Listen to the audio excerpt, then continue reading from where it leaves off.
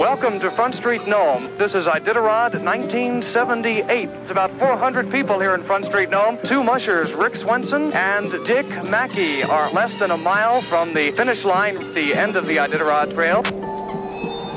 Oh, I can see the teams. They are neck and neck. By golly, from here, Chris, you should have an awfully good view from your vantage point. Dick Mackey right now is ahead. He is pumping furiously. The dogs are moving very well down the front street. Dick Mackey is coming along. Tom, can you see them any better now than I? Here comes the first dog, the first lead dog down the chute, and that indeed is number 13. 13 is Dick Mackey. They're both running. Rick Swenson is maybe 4 feet behind Mackey. The dogs look awfully good. Here comes Dick Mackey. The team is pulling up almost neck and neck, and Mackey just, oh my God! Dick Mackey collapsed. There's a crowd of people around Dick, mostly photographers. His son is with him right now. Dick Mackey, the winner of the 1978 Iditarod Trail Race. Official time is 1 second apart between the two racers, was 14 days, 18 hours, 52 minutes, 24 seconds. Just finished 1,049 miles of incredibly difficult trail. Lucky number 13, he did it.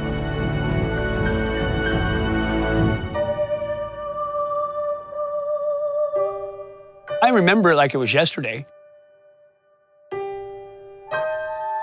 At 8 years old, seeing Dad win really, really stuck. All I wanted to do was be like my dad. I couldn't imitate him enough. 3,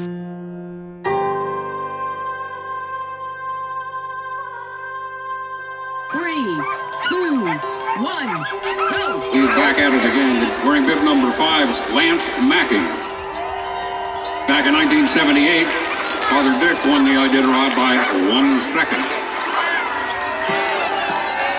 Lэнsa Maki's on his way to home.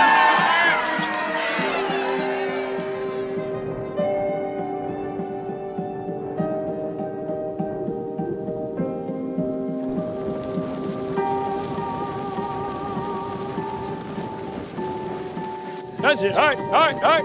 That's it, gentlemen. When I was young, people would ask me, are you related to Dick Mackey? It was a pretty big deal. Good job, guys. Winning the Iditarod was definitely my ultimate goal. It's 1,000 miles over some of Mother Nature's worst terrain. I just wanted to accomplish what very few people have.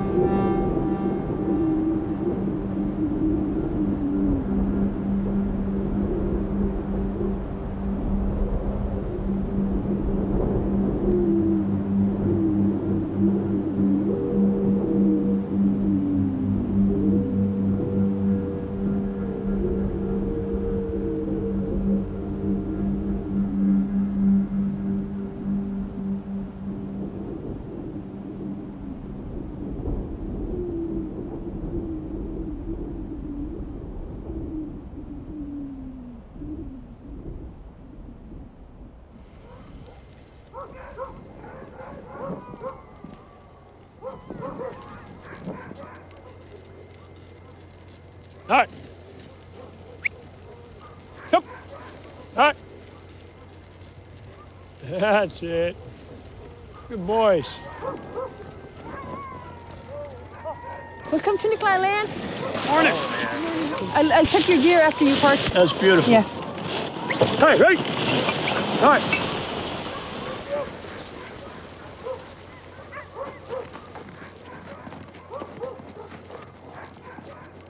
Lэнsa Maki is the 2013 Iditarod. You're second in the Nikolai. Are you feeling good coming in here? I'm kind of shocked at where we're at and the way they're performing. Try some straws, much warmer. They're young, yeah, so I'm just driving this puppy team according to what I think they're capable. Oh, shit. Knowing the trail that you have left ahead of you, what's your plan? What's your goals then for the rest of 2013 Iditarod? Right at the moment, I'm thinking one checkpoint at a time, one run at a time, you know, and just kind of trying to stay, you know, at the moment, not thinking too far ahead. Whether we get there in first or 21st remains to be seen. It looks pretty good at the moment. Lэнsa Maki and Nikolai reporting for Iditarod 41. I'm Lorelei Kineen.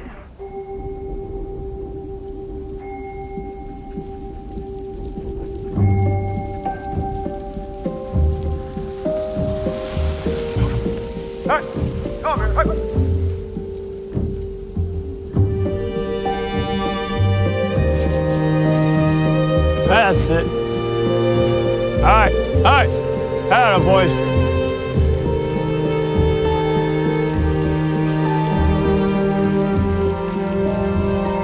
I tell people all the time when they ask me, when did you start racing? I say, before I was born. He really did start mushing before he was born. I was 7 months pregnant with him when I was in the North American race.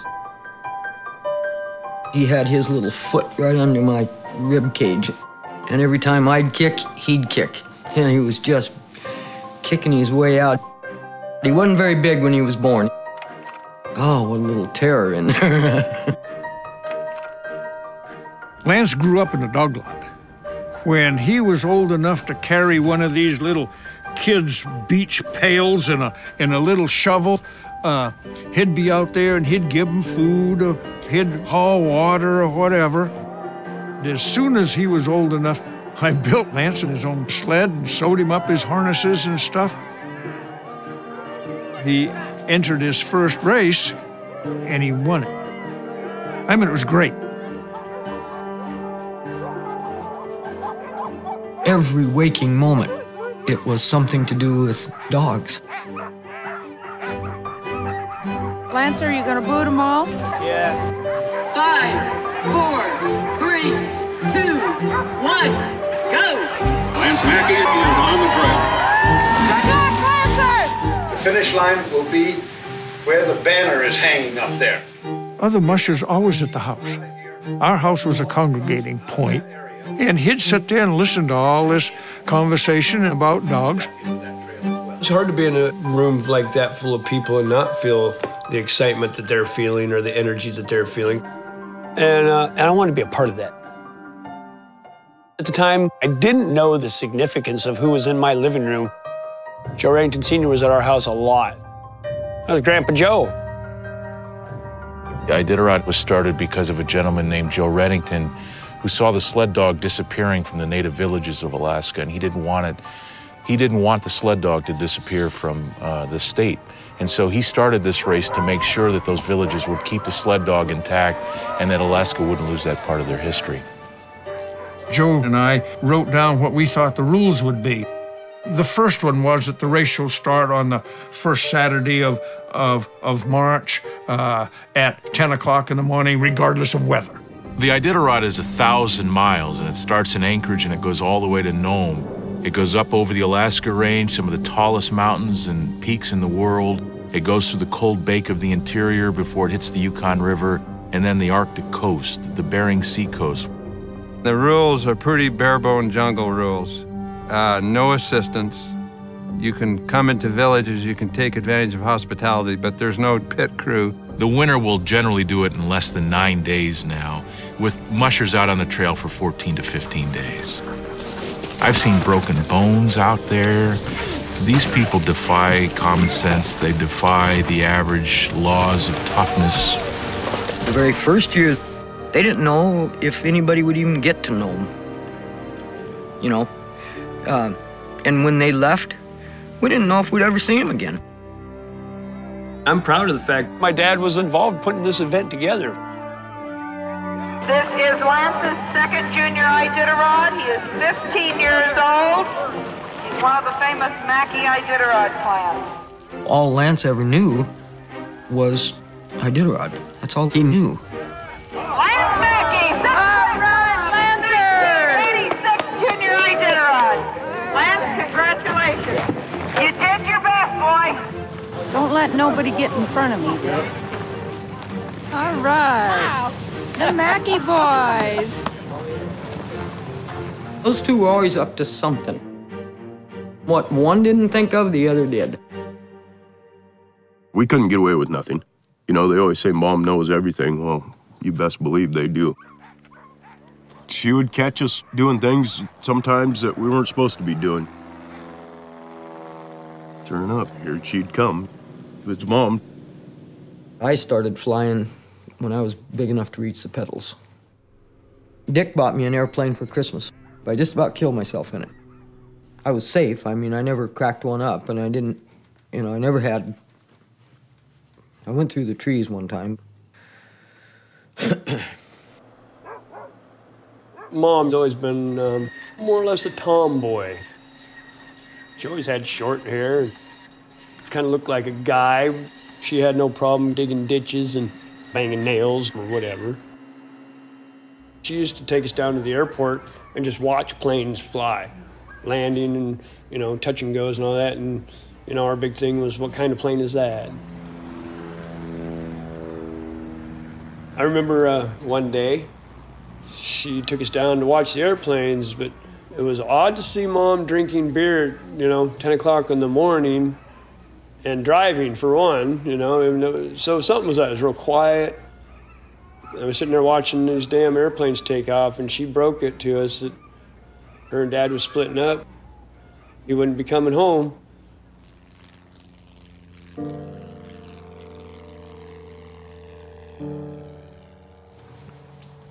Dad and I just ain't...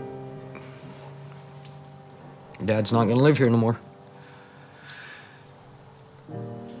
Well, what did we do, you know? How come Dad ain't gonna live with us no more? Don't he like us anymore? You know, when they were little, they don't understand. Hell, I didn't understand. I had been with Dick since I was 19 years old. What the hell am I gonna do now? I didn't know. I just knew that my kids were gonna be with me, period.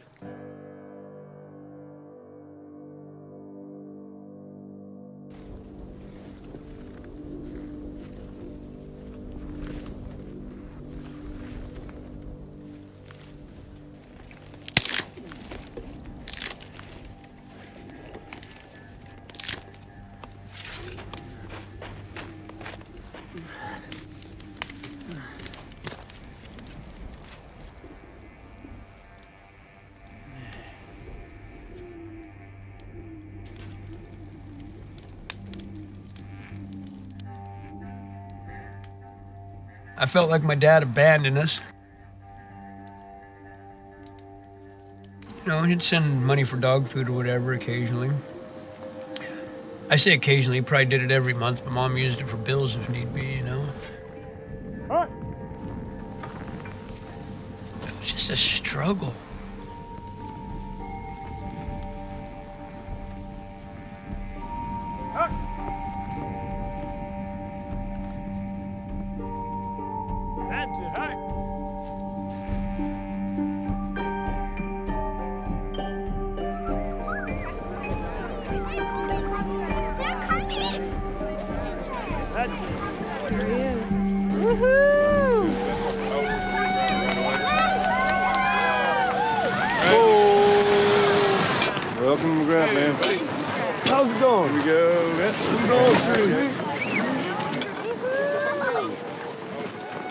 Thanks for your help out here again.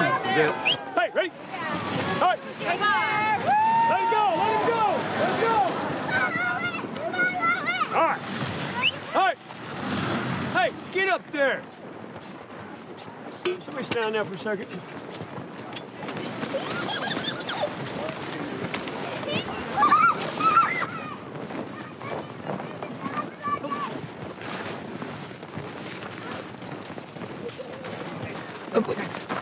There we go. Listen to me, boys.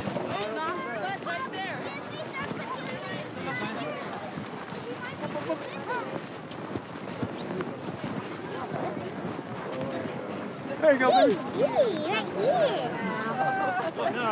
here. Pressing in. All right, up. All right.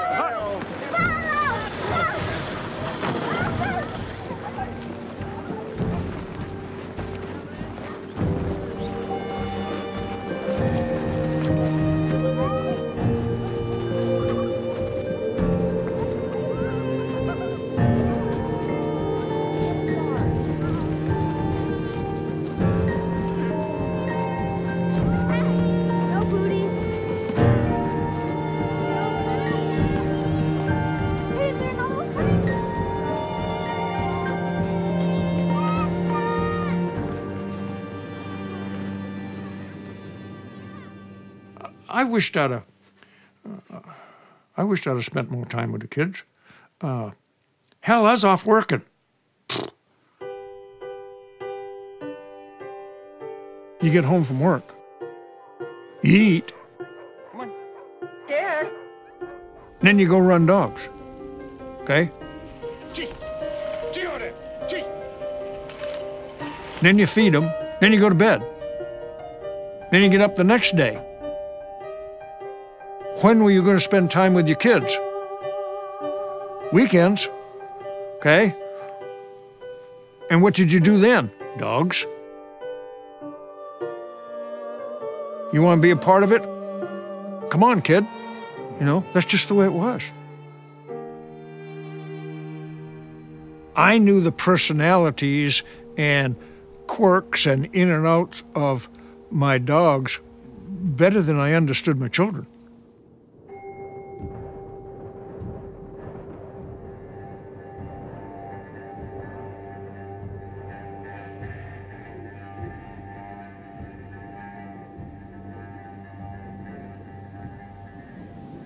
My dad was 80 years old before I ever went fishing or hunting with him.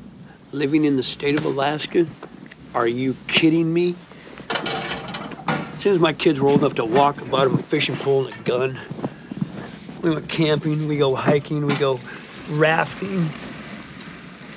You know, I had to go to Montana, buy my dad a fishing pole, take him down to a river that didn't even have a fish in it to get a picture of him with a fishing pole. With me. I mean, that... you know.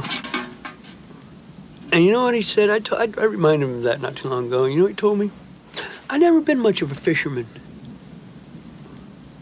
I don't give a shit if he ever fished a day in his life. Teach your damn kids to fish, you know?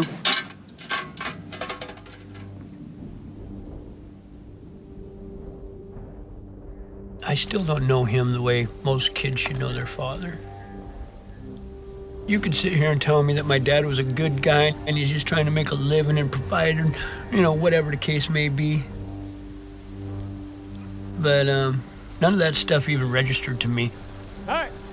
Come. I think some of the things I did back then was just basically trying to get his attention.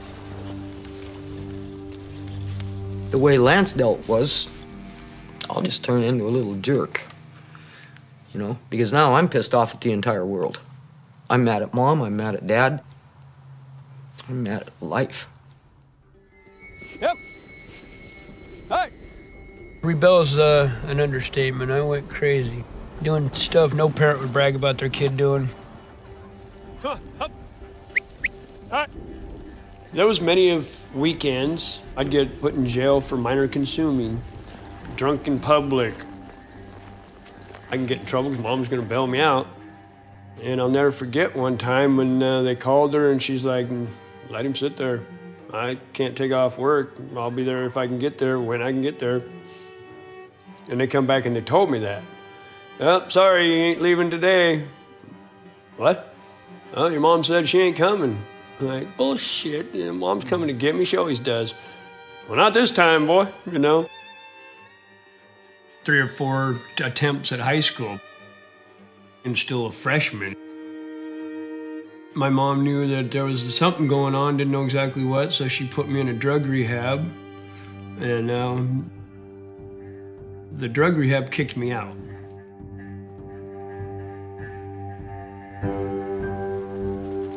Hey. Yep.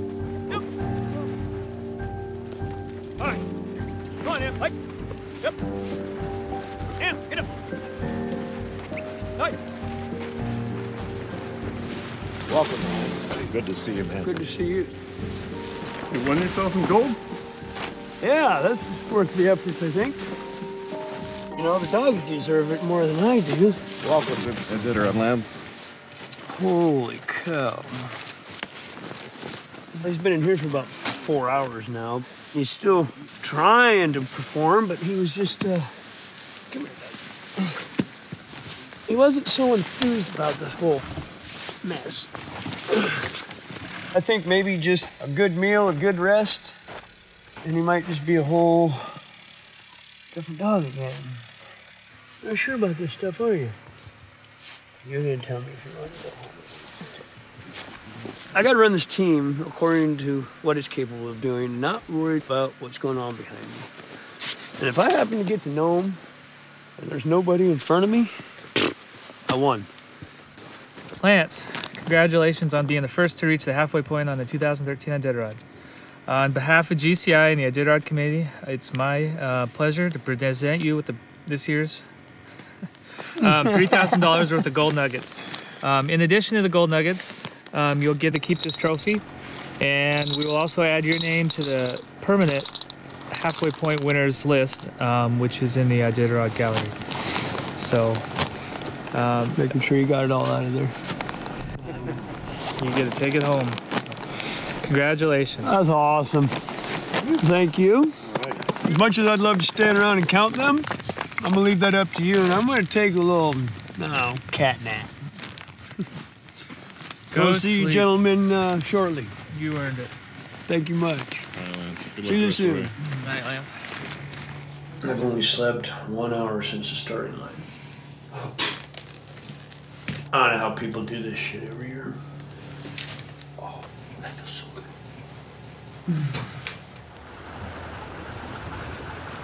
Yep, ha! Ha! That's it, hey! Hey! Atta boys. Good job, guys. Good boys. Good boys.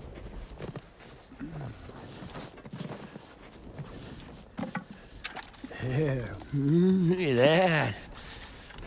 Oh, that looks good. How about you, Reverend?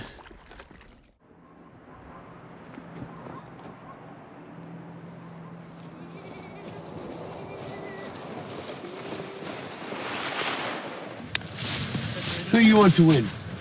Huh? Who do you want to win? I thought you were gonna win. Oh, that was a good answer.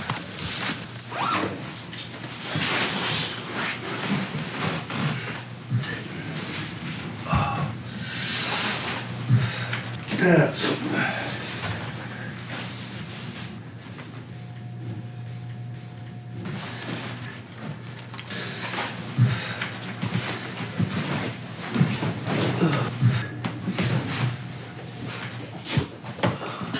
Oh, yeah, they were nice and wet.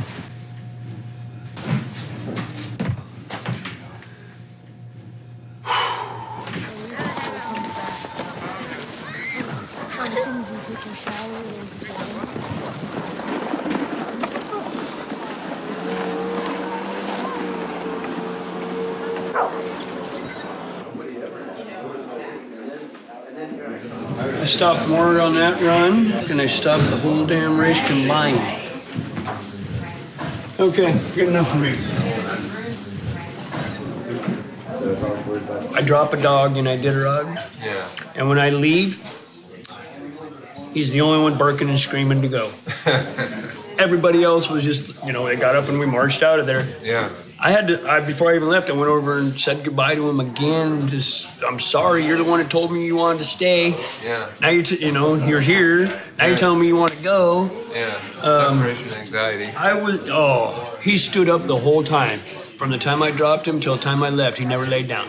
Wow. I felt so bad. What was his name? Doug. Doug. Oh man, get some sleep if you can. I don't know. I don't think I'll be here long enough to sleep.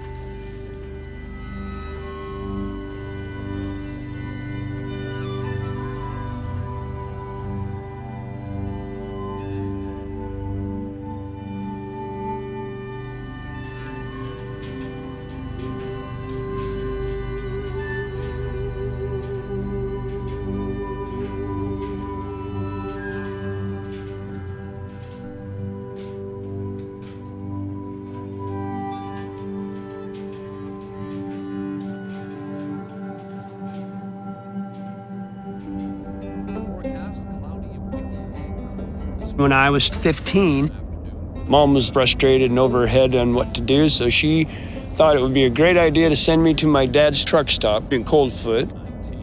Coldfoot is 65 miles above the Arctic Circle on the Dalton Highway, and its claim to fame is the northernmost truck stop in the world. I had driven all the way up from Wasilla to distribute these bear-proof garbage cans. I said, well, you can't even get a cup of coffee on this road. A friend of mine owned a school bus made into a kitchen. I said, what do you think if we was to take that school bus of yours and go up there and we'd just sell hot dogs and soup or whatever for the summer? And we pulled in there, just dead tired, got a few hours sleep, woke up the next morning, and there was 100 trucks parked in that gravel pit, wanted to know when they could get something to eat. And I went ding, ding, ding, ding, ding, ding, and we were off and running. We developed a little town. We had a post office, we had a store, we had a bar, we had overnight facilities, not to mention a restaurant, truckers, and etc. By the time I got up there, it was still a work in process. He's right in the middle of building a business with 50 employees or however many he had. Now all of a sudden he's got to be a dad. No, I was more like another employee. 500 trucks through there a day. I learned a lot of things, but I was also unguided. I can do whatever I want, pretty much. When you're trying to build something like Coldfoot, you know, it's 24/7. You're just going. And so as long as we were under the radar, we were golden.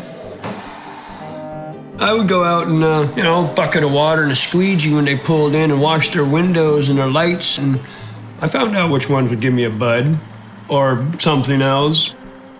Pretty soon I'm spending all my money doing the same shit that I was doing in Wasilla. It just took me a little longer to figure this whole system out, you know? Dad was just getting into the tour companies running up there. And I remember him offering me a job as a baggage carrier for the tourists coming off their buses. Are you kidding me? I would never do that, you know? I'm a carpenter, I'm this, I'm that, but I'm not a baggage bus boy. He just kind of looked at me like, I'm handing you a start to a gold mine. This could all be yours. And I just gave him the bird and packed my shit and left.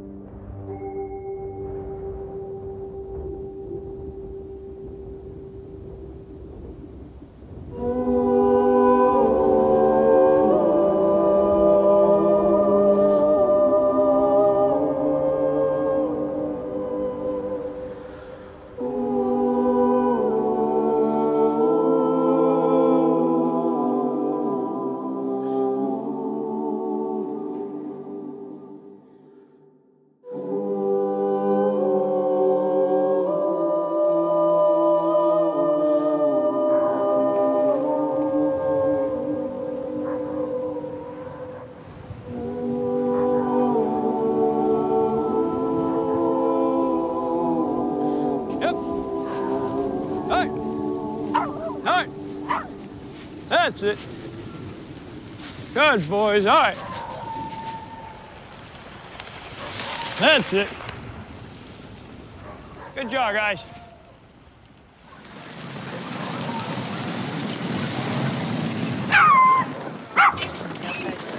How many dogs you got? Not enough. Not 11. We got 11. My run from Eagle Island up to Caltag was as slow as I've ever done. And for whatever reason, that's the speed I want to go now. I see. What do you think, boy?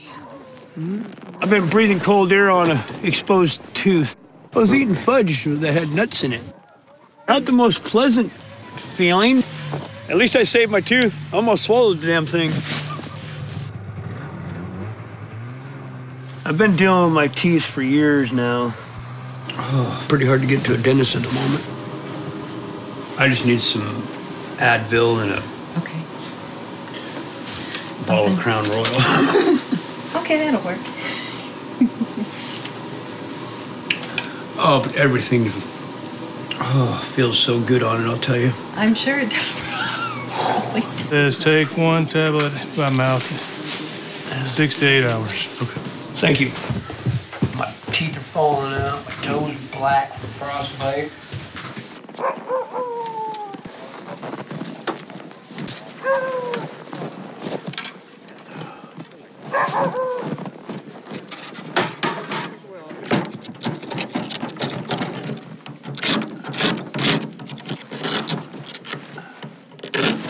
Lance, Stu's on the phone upstairs. He said he's had something to talk to you about. Who? Stu. About my other dog? I don't know. You'll have to call him.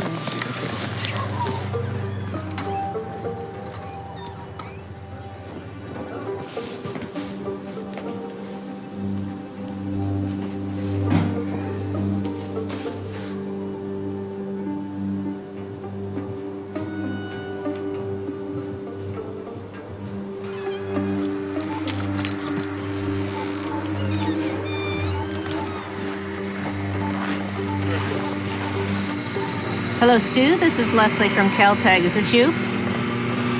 I have Lance here. Could you take the call, please?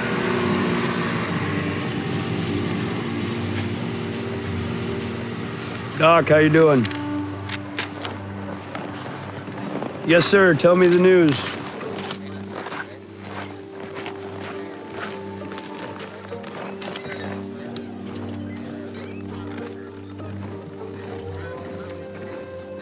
Oh, boy.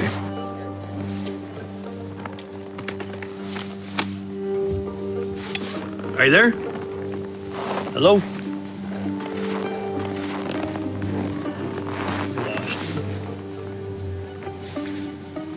Okay, well, he's alive, but barely.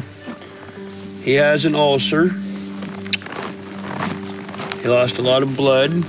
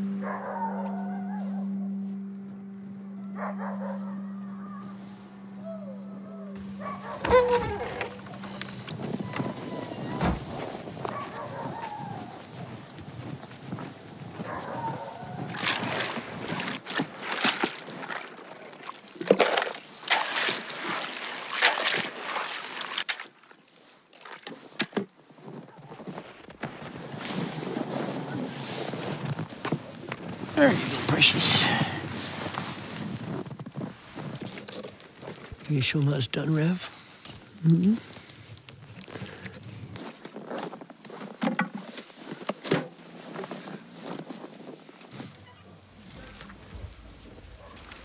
All right. That's it. All right. Come here. That's it. Attaboy, Amp. All right. There, boy. All right. Come on, Amp.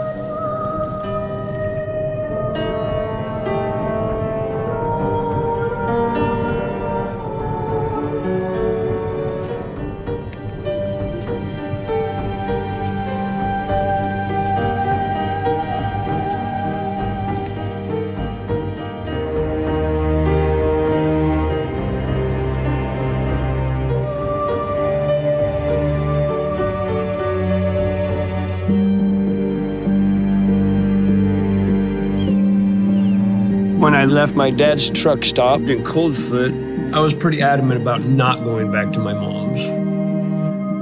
I didn't have any money. None.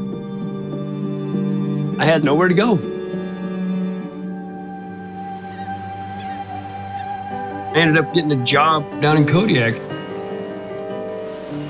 working in a cannery. My first real job.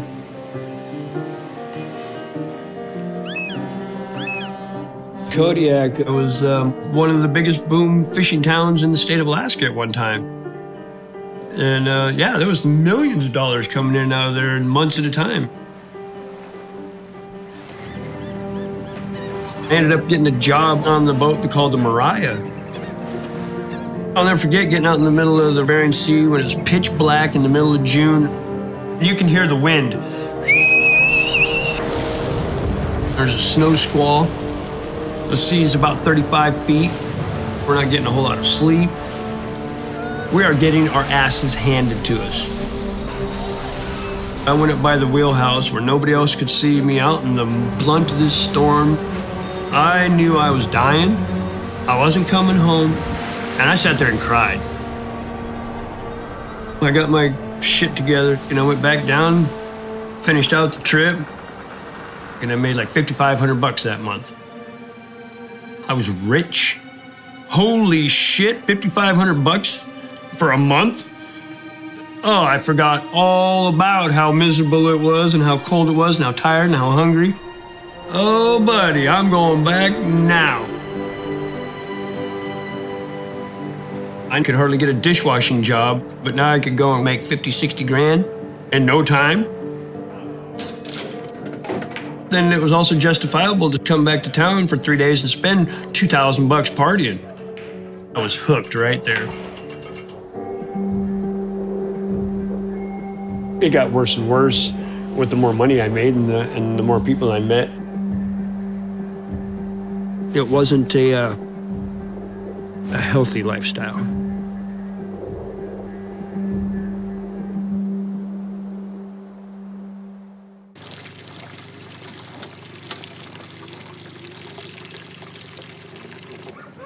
How you doing? Huh? What do you think, Big Al? There you go. You're a handsome boy, huh? Yeah, you're a handsome boy. Yeah. That's nice. Hold on a second. Much easier if you do it yourself.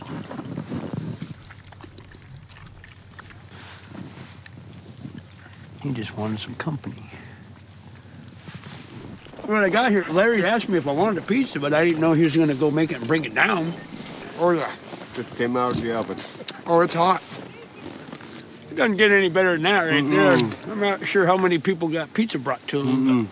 It's been a hell of a welcoming committee everywhere I go. Your biggest fan here has got a surprise for you. Moose jerky. Oh, look at you. And smoked salmon. Thank you. We're twins. You're missing the same tooth I am.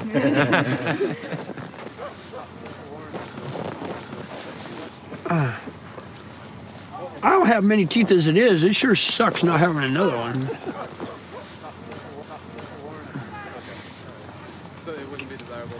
Maybe I should just go have a liquid diet. That would take care of my tooth problem, wouldn't it?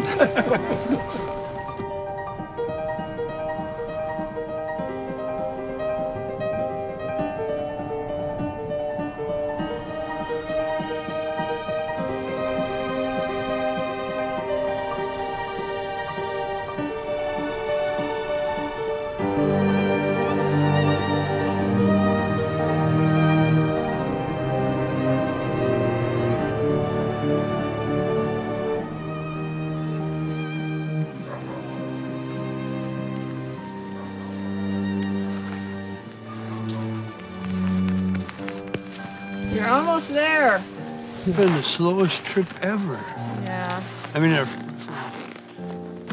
speed-wise, I mean, I don't know if we're still on day 9 or something at the moment.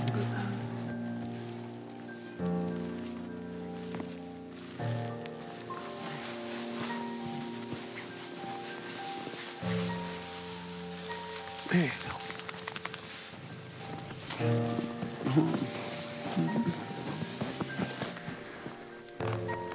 I bet you go to sleep.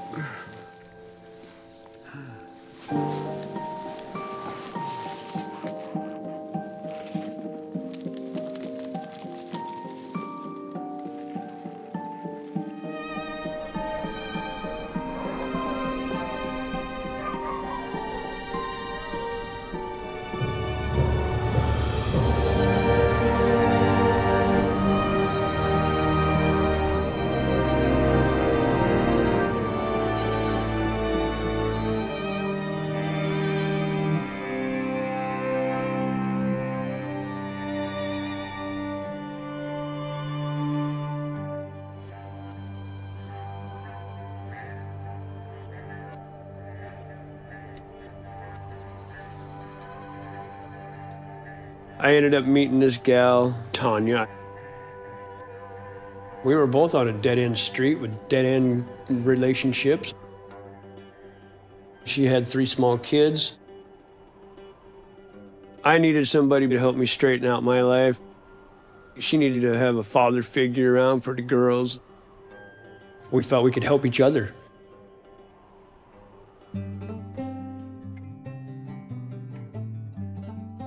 Three months later, we got married. We're starting over. Let's start over somewhere completely different where we know nobody. Not a clue on what the hell was going to happen or how we was going to make it even happen. We're going to drive until we're out of money to a place we don't know anybody. That took us to the Kenai Peninsula. We set up a camp, made a big, more or less a house out of blue tarps, put the tent inside the blue tarp, found an old couch, an old piece of carpet at the dump. Every single day, we'd build a campfire. That was how we cooked. But it was going into winter. It's getting kind of cold, and we don't really have nowhere to go. I mean, damn sure ain't staying in a tent all winter. I didn't have a chainsaw. I didn't have a nail or a hammer, nothing like that. But I had a handsaw. And I went over and started cutting trees down by hand. We're building a house right here. Not sure exactly what kind of house, but we're gonna have it right here, and we're gonna use these stumps as part of the foundation. I'm hustling anything and everything I possibly can for a $20 bill. I just stuffed the walls full of old clothes that we got at Salvation Army. I'd stop at the dumpster every single day. I found a wood stove, I found tires, I mean, all kinds of things that I could use. Things were just flowing together. Well, then I get this harebrained idea. Man, I'm gonna have to get a couple of dogs again. It seemed like maybe a matter of a week. I had 2 or 3 dogs in the backyard. Next thing I know, I had 20 dogs now. The dogs I got were all leftovers, dogs that came from the pound and off the streets, misfit dogs that nobody else wanted. It was stupid because we're barely feeding ourselves. That winter, there's a little local sprint race track on the peninsula. The first time I went down there, the people in the neighborhood said, "Man, this is one of the most jalopy teams I ever seen." I had all their rejects, and I ended up beating them. I was back the next weekend, and the following weekend, and I raced every weekend. I told Tanya one day, I'm gonna run the Iditarod next year. This is the start of Iditarod 29. 2, 1. Lэнsa Maki on his way to Nome. The first 20 years of my life, I put my parents through hell. I finally realized that life's too damn short to be screwing up. I want my dad and my mom to be proud of the things I'm doing and not be ashamed and disappointed. They called me from McGrath, and man, he was on top of the world. Mom, I am having such a good time. It's so, you know, on and on and on, and just everything was good.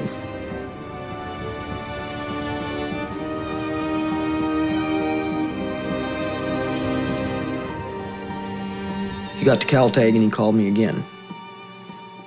And he said, I don't know. So I don't know if I'm even gonna make it.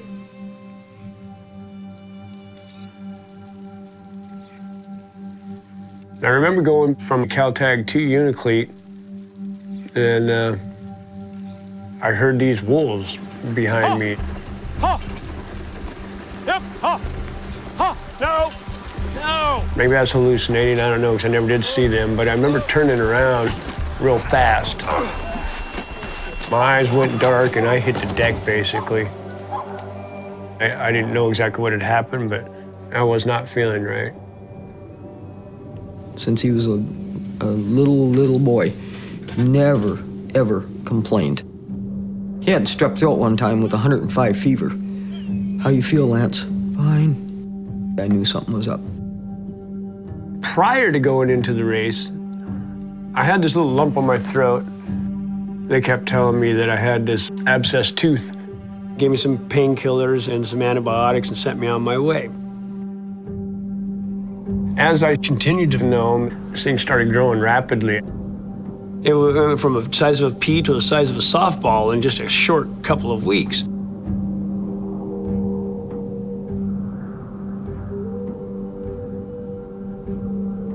But I pushed on, and I made it to know him with this thing growing in my throat, not knowing it was ultimately cancer.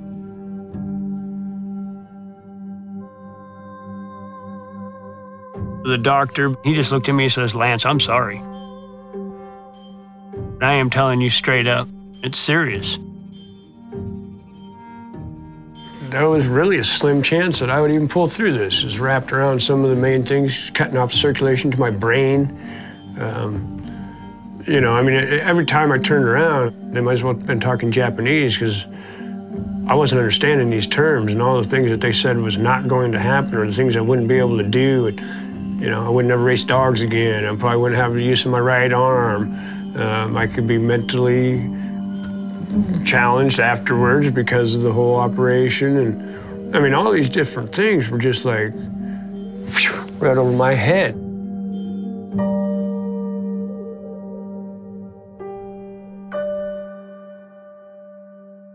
Family and friends all got together at his mom's house. You're trying to be cheerful, you know, but it was a pretty tense evening. Ugh. That was awful.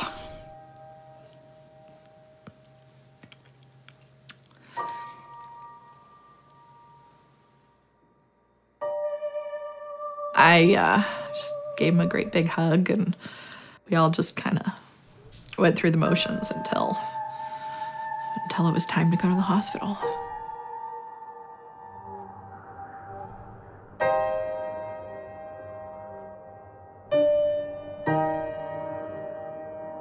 Nothing ever really sank in until I was laying on that hospital bed, just fixing to go into the doors to go to surgery. And they said, you need to say goodbye to your family. And I mean, I remember just starting to cry profusely because now all of a sudden it made sense that I might not be coming out of this.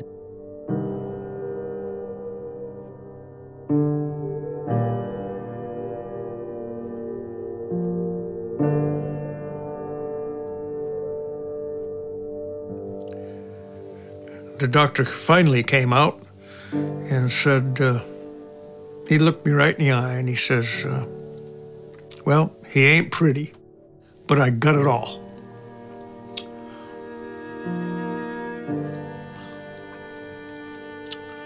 Yep, that was a relief.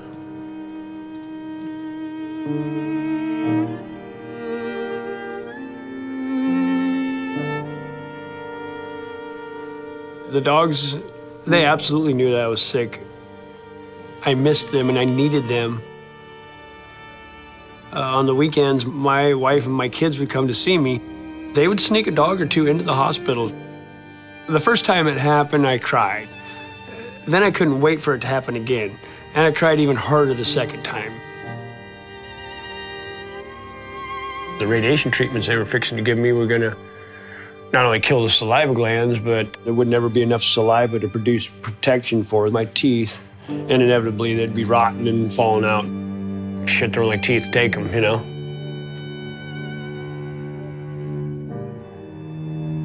Main artery showing in my neck, very, very vulnerable to scratches.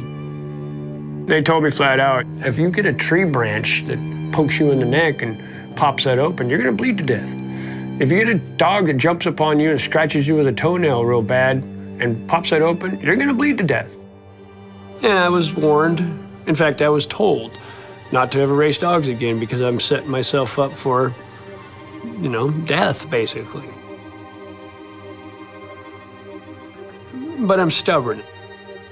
If I fall off my sled, I'm gonna have a smile on my face doing something I love to do. Don't tell me I can't run the Iditarod again. Don't tell me I can't get up and walk right now, but don't tell me I can't. You know, I remember telling him, don't worry about the dogs, dude. I got the dogs. I'll take care of the dogs. And he wouldn't have no part of that. He's like, no, I'm gonna get out of this treatment today and we're going to the peninsula and I'm going to run dogs.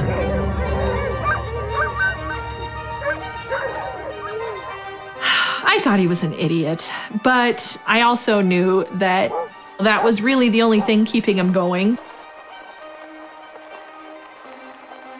The dogs needed me, and I needed them at the same time. When I was a little boy, my dad said, if you tip over, you don't just let go, you hang on. There's gonna be bumps and bruises along the way, and if you fall off your sled, you get up and get back on it, keep going. I drew bib number 13 in 1978 for the 78 race. It was my 6th attempt. Years later, here comes Lance, bib number 13, his 6th attempt. Lucky position number 13, Lэнsa Maki. I feel I'm indebted to my dogs, and I'm gonna do my best to pay them back for changing my life. Lэнsa Maki on his way to know. I believe we got a second chance at life for a reason. This is the reason.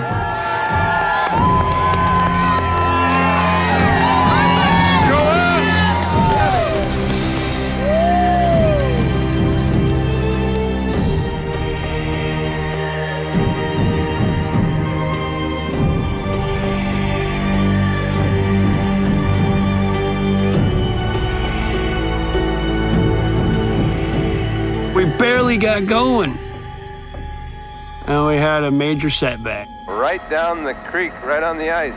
Did he miss it again? Look at that ice. That's nasty looking. That's a tough area there. On the second day of racing, Lance broke the runner off the back of his sled. So basically, he's on one runner navigating some really dicey trail. That was a close call. Okay, I imagine he's really thinking, man, I'm glad I made it. That could have been dicey. He bounced like Ricochet Rabbit through the Dalzell Gorge, this notorious canyon. It's a hell of an accomplishment just making it with good equipment. When I saw the runner broken on his sled and him riding on one runner, I just went, oh, I'm so sorry, Lance. I guess this ain't your year. And I fully expected him to scratch because going down the Dalzell Gorge on one runner is just asinine.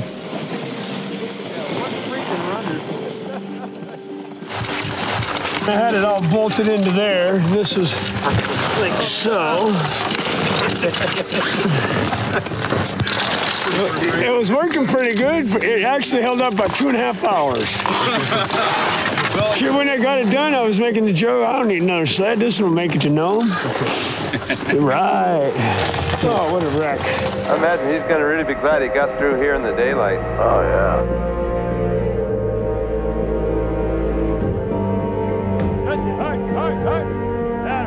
When you leave Roan for the next 90 miles, these are the toughest miles that the race knows. I mean, it's up and down, and it's ice, it's rocks, it's dirt, it's holes, it's tussocks, it's the farewell burn. It is hell. For him to go out there with one runner, people didn't know if he was going to get there safely. Oh, man, I wiped out a couple times coming through the gorge, so just from that one runner, you know, there's no... You take a turn, you know, sometimes you do power slide type of thing. And there's no runner there to keep you. Wham! I managed to make it to Nikolai, and there was 2 sleds sitting there that belonged to people that scratched in the race. One guy said, yeah, you can use my sled, $3,000. Well, that wasn't gonna work. The other person said flat out, no, not using my sled. I just realized right then and there that a lot of these people that I called my friends were nothing more than competition. We put the word out that I needed a sled, and I had a sled waiting when I got in McGrath. It took me about 15 minutes is all to switch my sleds, snack the dogs, put a few booties on, and head down the trail. Hey, thanks, you guys. There was quite a bit of activity at this checkpoint tonight.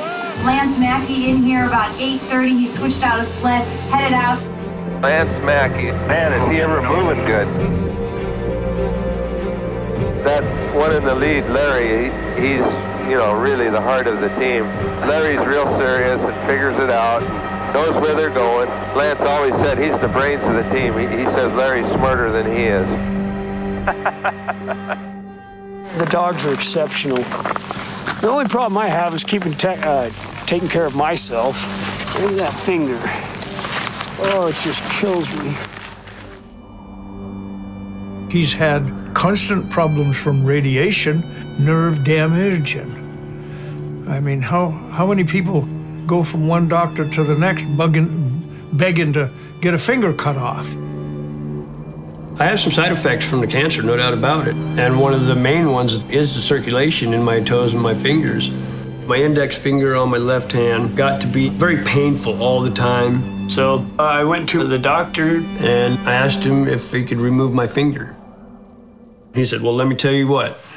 You got to think about this a second. He said, it's not an octopus leg. It won't grow back. And once it's gone for good. You still want to do this? And I said, chop it off, basically.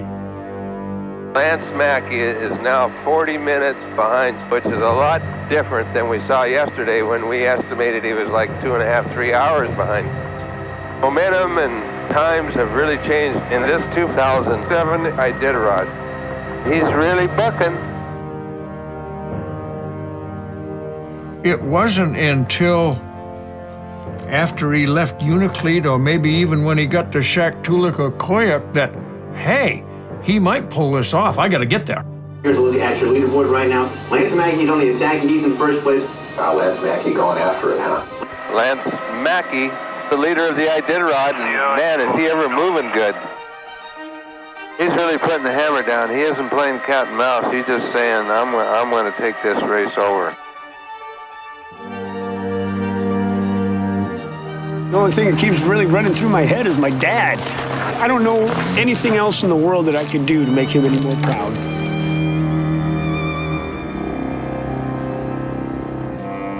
I got to Cape Nome, which is 10 miles outside of Nome, up on this little mountain. And I knelt down in front of each one of them, one at a time. And I just thanked them from the bottom of my heart. Told them how proud I was, what they were about to accomplish. I made it up to Larry, who was in lead, of course. And he was the last one that I talked to because I had the most to say to him. And I looked him in the eye and said, Larry, I know you know where we're at. We've been here several times. I said, I don't know that you realize that we're going to be here first this time. Larry looked over at me, got this little smirk on his face, gave me kind of a one-eyed, yeah, Dad, I know. His chest puffed out, and his head came up real high, and his tail came up in the air. And for the last 7 miles, he just strutted down to Nome.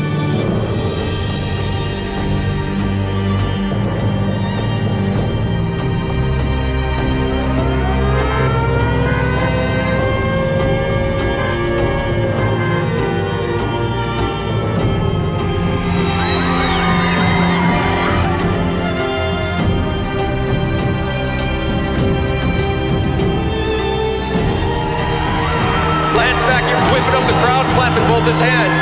As the chute closes behind him, he is in the chute.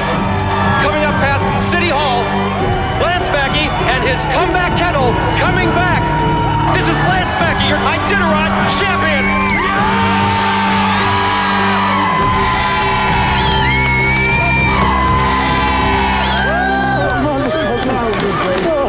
This is a goddamn dream. Life just changed.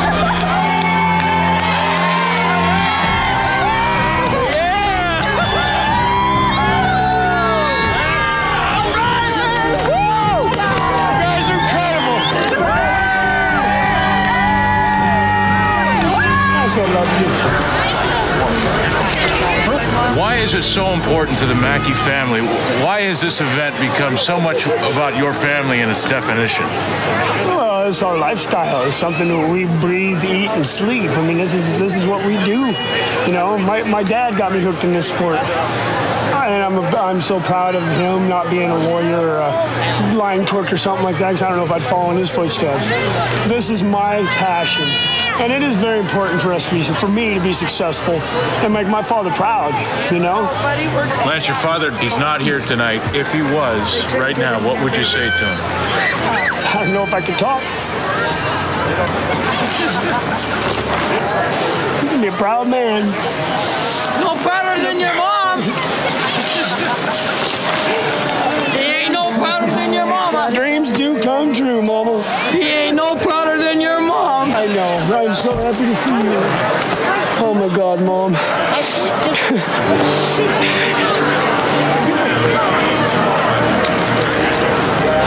I can't even believe it. God damn it.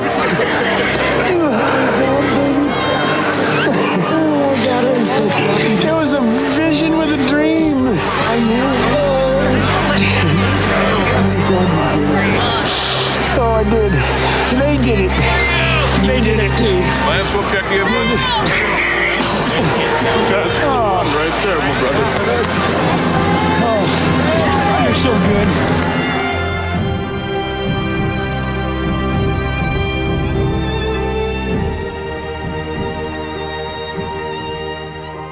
Oh my God.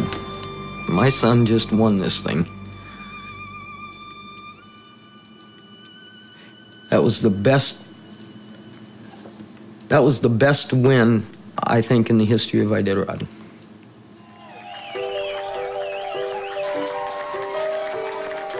I was just in the middle of getting comfortable and undressed when I seen the door come open and him come through the front door.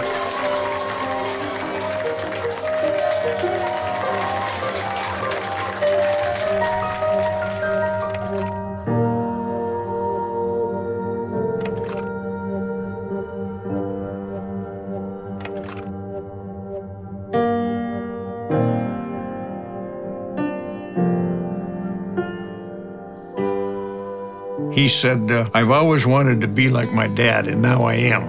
Well, that was pretty special, yeah. It was cool standing there as I'm answering questions to look over and see that smile on his face the whole time. And I knew that I had done what I set out to achieve, you know, and that was to make my parents proud.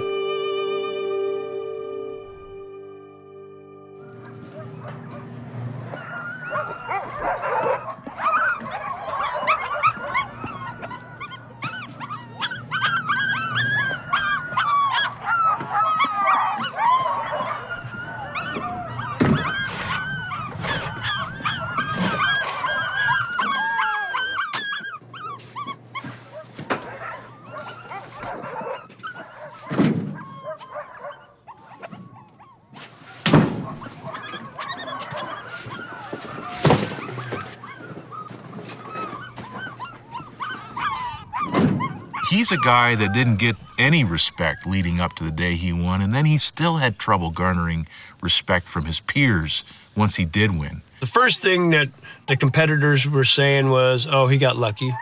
Oh, it was a fluke. That'll never happen again, you know? Really? Why can't you just come up and congratulate me, tell me good job, instead of making all these excuses why it happened and why you couldn't do it? And that's exactly what was going on. And all that did was piss me off. Really? Watch this. 3, 2, 1, go! Champion, Lance Maki from Fairbanks, on his way to Nome. 2, 1, go! From Denali Park, champion Jeff King, on his way to Nome. Jeff was the team I had to beat to win the race. I don't care who wins the Iditarod. They have to outrun Jeff to do it. He is the best in the world. And we pretty much dominated the race from the very get-go. He knew Jeff was faster and his team was better, and Jeff was toying with him. Everything that I was doing, he seemed to be doing as well. If I stopped, he was going to stop. If I went to sleep, he's going to go to sleep. If I fed my dogs, he's going to feed his dogs. He realizes that King is just dogging him.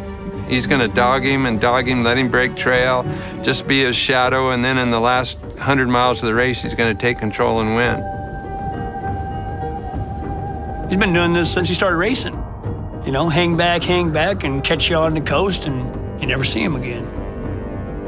We both knew that it was gonna come down to the two of us, and trail times were giving me a slight advantage, but enough of this letting you leave an hour ahead of me. I'm going out right behind you. I kept thinking, how am I really gonna outrun a team that's faster than me? I knew I had to do something to shake him a little bit. Elam's last opportunity. It was pretty much the end of the line. Okay. Welcome to Elam. How's it going? All right. Plan on staying a little bit. Couple hours, maybe? All right. No more? Okay. Good there. Okay. Plan on staying? Or? I'm only going if he's going. He plans on staying a little bit. Okay. I'm not sure exactly what to say to him at this stage. I'm not going to congratulate him yet. He's finally done. He's finally knows I'm going to beat him, and he's just going to hold on to second. King. Rock star. Likewise, huh? He's just going to basically throw in the towel.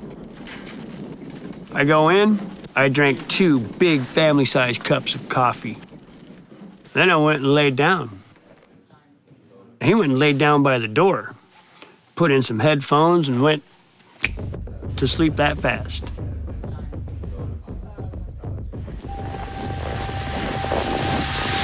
If anybody asks, I'm still laying down. Hey, come on. Come on. Come on. Come on. Come on. All right, kill that.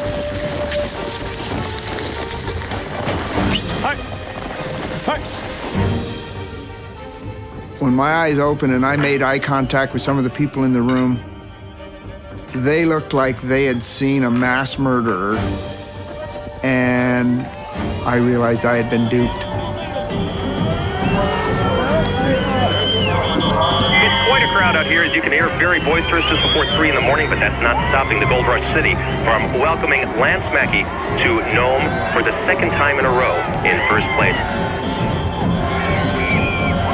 Lead dogs crossing right now. Lэнsa Maki, your 2008 Iditarod sled dog race champion.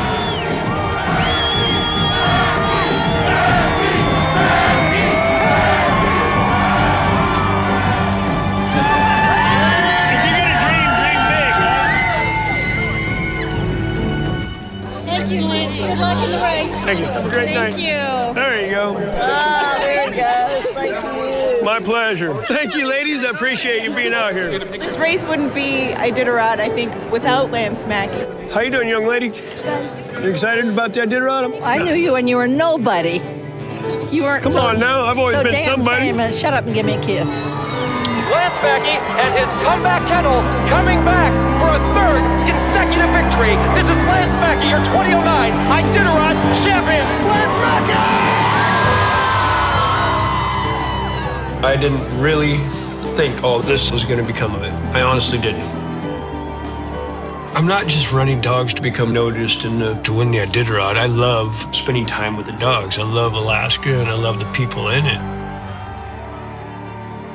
I was down at the local hardware store the other day. A teenager was working in there, and I bought something with the credit card. She said, "Dick Mackey, are you related to Lance?" And I says, "Yeah, I'm his dad." "Oh, cool." And she said, "Did you run dogs too?" A historic finish for 2010. 4-peat for Lánsa Maki, the only musher to do so back to back. I drew the right number, number 49. This is representing the whole state of Alaska and the people who believed in me. You've done something that'll never be repeated, son.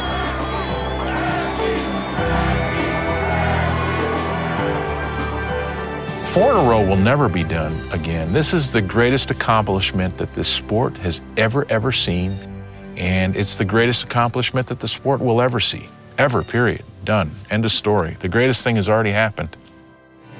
Thank you, Joe. Okay, come here. Come on. Hi. Hello.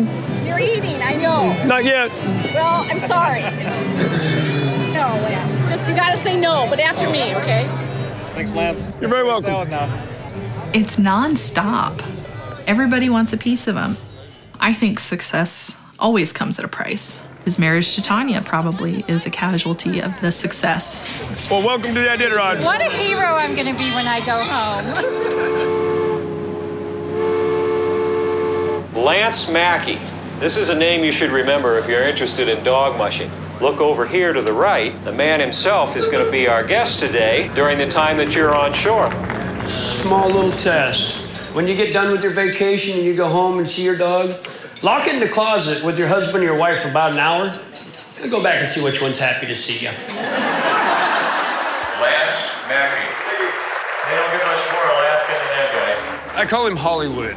But if there was one thing that would get his attention more than anything, ice cream. Oh, he found the ice cream. All right, 1, 2, 3. I started racing dogs before I was even born. You know, when I went to school, I had a knife and a lighter in my pocket. He is a lover, this boy. He's done this once or twice. Here, want some water? Here. He can't drink water out of a bowl. He'd think he was a dog then.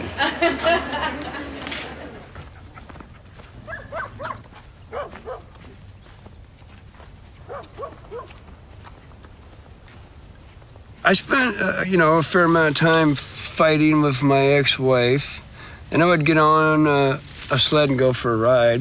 And 5 minutes after I left the yard, normally I was fine. Dogs didn't care about what kind of argument I just had, or, I understand dogs a lot more. I don't understand people, and it's been easier for me to communicate with dogs pretty much all my life. I'm more comfortable doing this kind of stuff than being surrounded by a bunch of people and buildings and cars. And living in the woods would be just fine by me.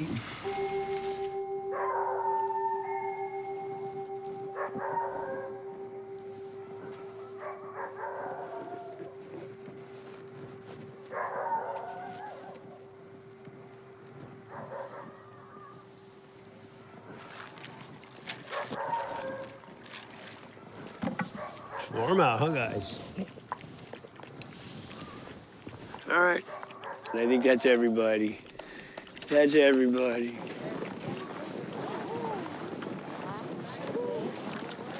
You live in Fairbanks? How'd you know that? Huh? Musher update. They got all the mushers pictures up at the school, and they say where you live and everything. It says you're around your 50s. What? Dogs. I don't know, I forgot. No, it didn't say that was around 50. I forgot. No. She's older than I am. In dog years.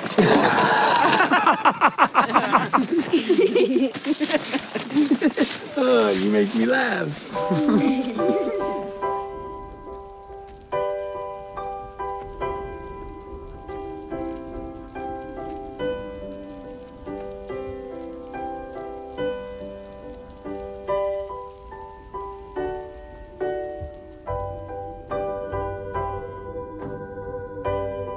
At one point in the race, I really thought I could win this thing. But hey, you're not going to win them all.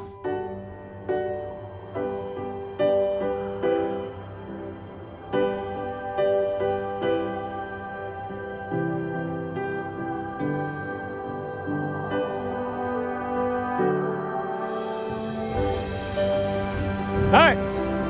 All right. I'm not going to say I wouldn't want to win the Aiditarod again, but it wouldn't change anything if I did. There we go.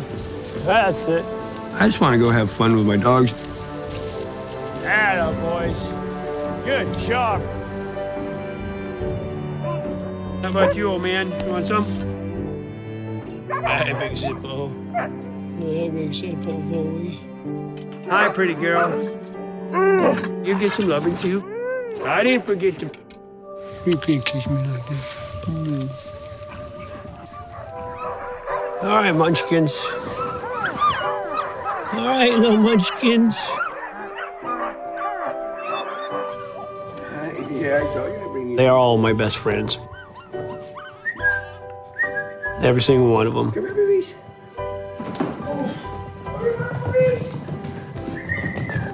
Billy Badass. Billy Badass. There's nothing else in the world that matters when I'm with them.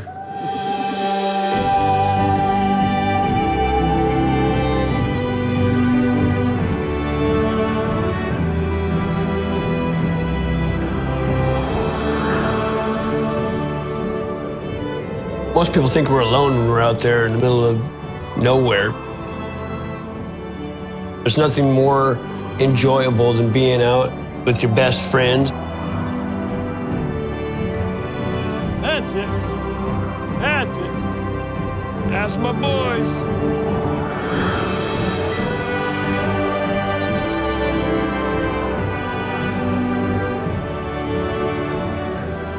It is all about the dogs. As long as my dogs are happy and healthy, I'm golden.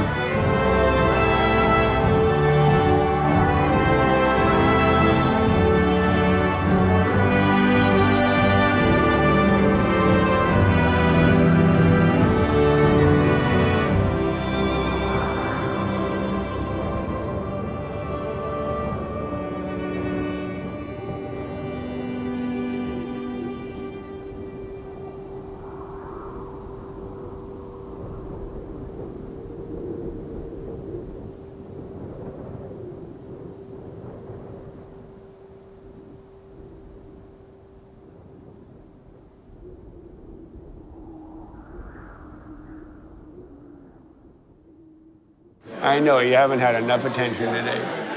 I know you haven't had enough attention today. Yeah, you silly boy. So silly boy.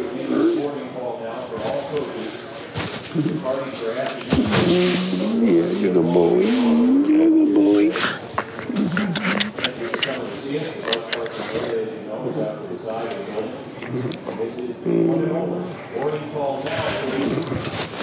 Ciao. Hi. Hi. Oh, all right. You're funny. You're funny.